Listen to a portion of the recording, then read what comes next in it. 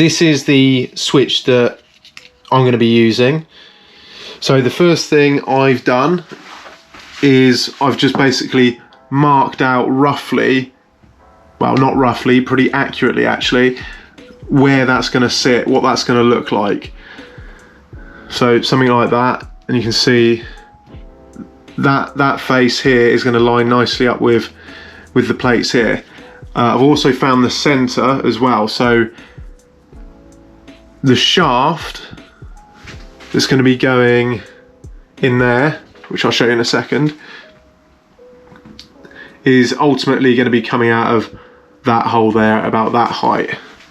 So that's the first thing to do.